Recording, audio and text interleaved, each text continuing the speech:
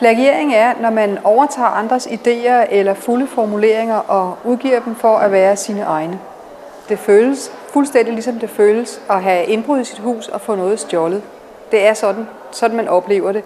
Man sidder og læser en tekst, en bog, et eller andet, man interesserer sig for, fordi det falder inden for ens eget felt, og så pludselig opdager man, at gud, det her, det har jeg jo skrevet, og nu fortsætter det måske over en halv side, hvor det bare er skrevet af. Og så er det næsten endnu værre, hvis den måde, det så er blevet stjålet på, og den måde, det så bliver udformet på, er dårligere end det oprindelige, altså sådan, så man ikke bare bliver plagieret, men også med det stof, der er indimellem det plagierede, faktisk bliver ringere til det. Det kan gøre en endnu mere tosset. Så det er det, man tænker, det er, jamen altså, en eller anden, sig dog til ham, at det her, det er mit stof, det er mig, der har skrevet det, det må han da ikke udgive, som om det er hans. Det føles uretfærdigt, og man tænker også, at det her er plagiaristen, den der udgiver sig for at have skrevet noget, som jeg ved, jeg har skrevet, er kommet for let til det. Helt praktisk er det en god ting at have kilden liggende langt væk, når man skriver. Og det vil sige, at man skriver først sit eget, og også, fordi man har jo læst kilden, og også hvad man vil bruge kilden til i sin egen tekst. Og så først, når man er færdig med det, jeg egentlig har skrevet det hele, så kan man gå hen og hente kilden, og så enten sætte den ind som referat med skyldig kildeangivelse, eller sætte det ind som citat i det omfang, man har brug for det.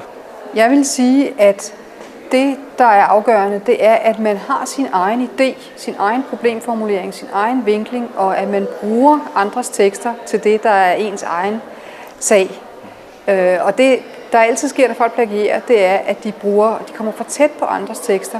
De bruger for meget tid i selskab med andre tekster. De læser for længe, de skriver for lidt. Og på den måde, så ender det med, at det, de skriver, er for refererende.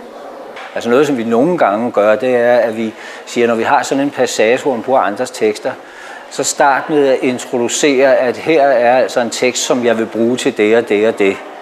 Så gengiver man teksten eller citerer teksten, og selvfølgelig med kildeangivelse, og så bagefter så udlægger man, hvad det egentlig er, der stod i den tekst, som man gerne vil bruge. Og så det sidst, så skriver man, hvordan at det hænger sammen i ens egen sammenhæng. Det ligger nogle gange i selve opdraget, at det lægger for meget op til en uselvstændig kildebrug, eller at man direkte går ud og henter nogle opgaver, som andre har skrevet året før, fordi opgaven faktisk bliver stillet på nøjagtig samme måde, så det bliver muligt at bare gå tilbage og tage nogle andres gamle opgaver og genbruge dem.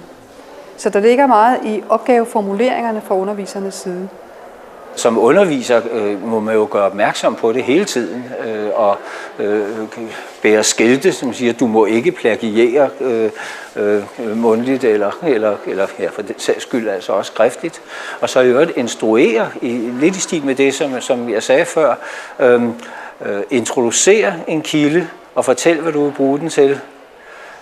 Kom så med kilden og husk at referere den, og så fortæl, hvad det er i kilden, som du vil bruge til noget, fordi du vil ikke bruge hele kilden, og så sæt bagefter, når du har sagt, hvad du vil bruge den til, sæt den ind i din egen sammenhæng, og så sige, det her, det indgår i min tankerække på den måde her.